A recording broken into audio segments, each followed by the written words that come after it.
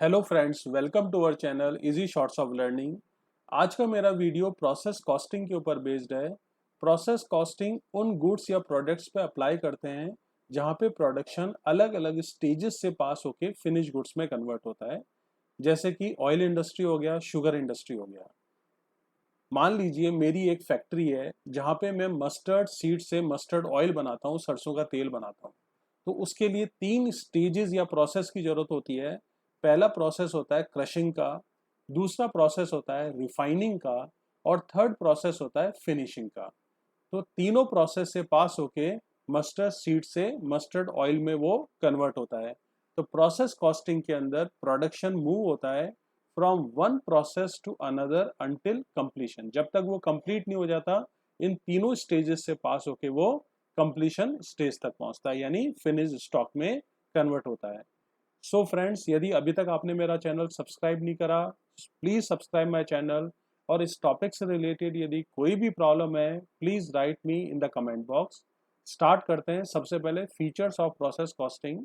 सबसे पहली फीचर होती है प्लांट और factory is divided into different stages और प्रोसेसेस। यहाँ पे अपन अपनी फैक्ट्री को तीन स्टेजेस या प्रोसेसेस में डिवाइड कर रहे हैं। पहली स्टेज है क्रशिंग स्टेज, दूसरी स्टेज है रिफाइनिंग, और थर्ड स्टेज है फिनिशिंग। इन तीनों स्टेज से पास होके अपना रॉ मटेरियल फिनिश गुड्स में कन्वर्ट हो रहा है। सेकंड फीचर होती है प्रोसेस कॉस्टिंग की प्रोडक्शन इन डिफरेंट स्टेजेस। ये जो अपन ने फर्स्ट फीचर के अंदर अपन ने अपने प्रोडक्शन को तीन स्टेजेस या प्रोसेसेस में डिवाइड करा है। हर स्टेज पे अपने लेवल पे प्रोडक्शन होता है।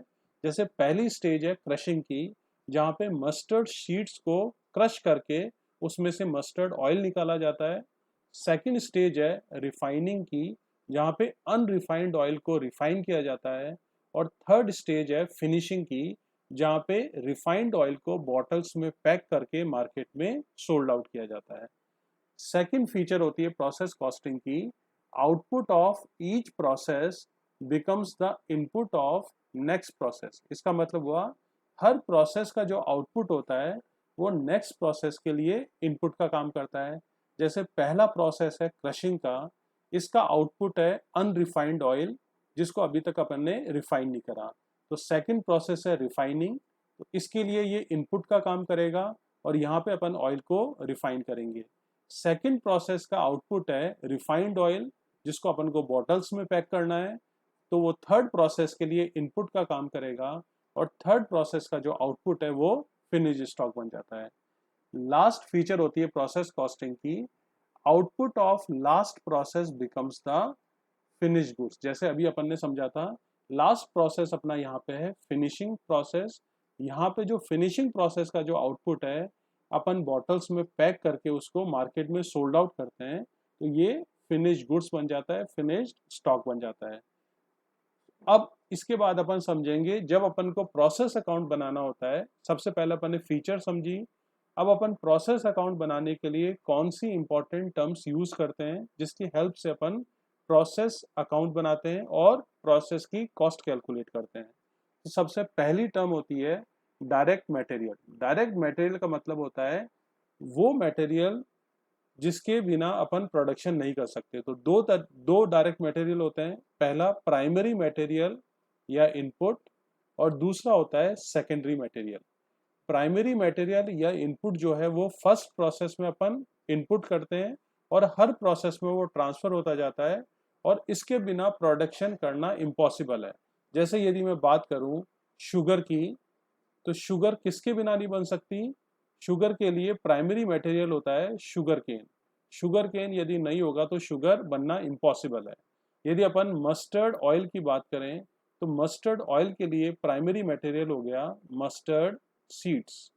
तो ये जो प्राइमरी मटेरियल है इसके बिना प्रोडक्शन इम्पॉसिबल है। इसको बोलते हैं अपन इनपुट, जो फर्स्ट प्रोसेस में अपन इंक्लूड करते हैं, डेबिट करते हैं, और हर प्रोसेस से पास होके फिनिश गुड्स में ये कन्वर्ट होता है। सेकेंडरी मटेरियल यहाँ पे हो गया केमिकल्स। जब अपन केमिकल्स की बात करते हैं तो यहाँ पे हर प्रोसेस में ये एड ऑन होता जाता है। तो प्राइमरी मटेरियल फर्स्ट प्रोसेस में इंक्लूड करते हैं और हर प्रोसेस में ट्रांसफर होता है। सेकेंडरी मटेरियल हर प्रोसेस में प्राइमरी मटेरियल के साथ ऐड होता है। नेक्स्ट इंपॉर्टेंट टर्म होता है नॉर्मल लॉस। अब नॉर्मल लॉस क्या होता है? Loss tolerable in production process, यानी इतना लॉस अपन मान के चलते हैं प्रोडक्शन प्रोसेस में होगा। जैसे अपन ने 10,000 यूनिट्स इनपुट करे और फैक्ट्री ने अज्यूम कर लिया इसका 10% लॉस होगा, तो 1000 यूनिट्स हो गया अपना नॉर्मल लॉस।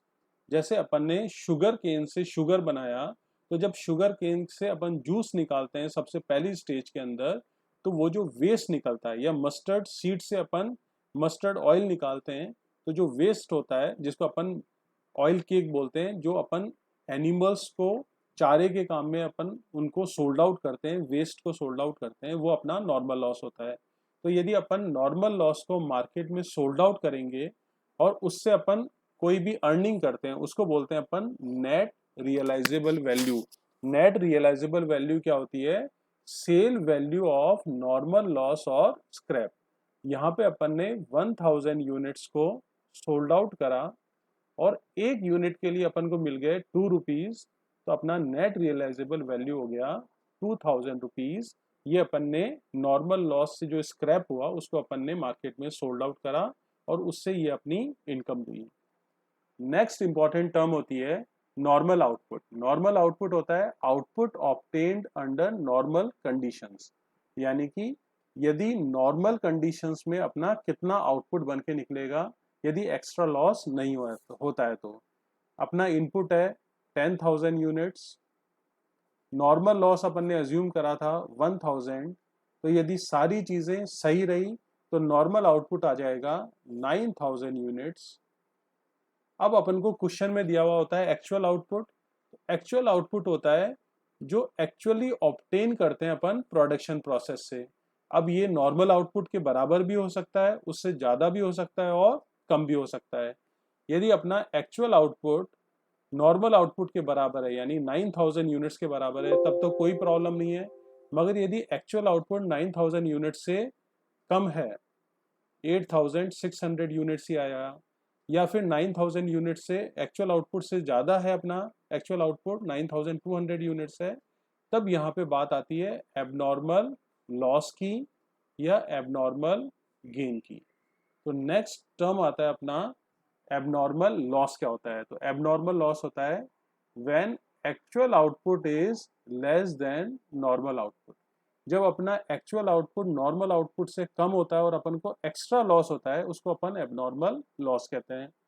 यहाँ पे अपना नॉर्मल आउटपुट आया था 9,000 यूनिट्स और एक्चुअल आउटपुट अपना आया 8,600 यूनिट्स, यानी अपना एक्चुअल आउटपुट कम आया नॉर्मल आउटपुट से, तो अपन को एक्स्ट्रा लॉस कितना हुआ? 400 यूनिट्स का अपन को एक्स्ट्रा लॉस हुआ। इस 400 यूनिट्स को अपन बोलेंगे एबनॉर्मल लॉस। अब यदि अपना एक्चुअल आउटपुट नॉर्मल आउटपुट से ज्यादा आएगा, when actual output is more than normal output, तो अपन को गेन हो जाएगा। जैसे अपना नॉर्मल आउटपुट था 9,000 यूनिट्स और एक्चुअल आउटपुट आ गया 9,200 यूनिट्स। अपन ने तो सोचा था 9,000 यूनिट्स का आउटपुट आएगा, मगर उससे ज्यादा आउटपुट आ गया, तो अपन को गेन कितना हुआ?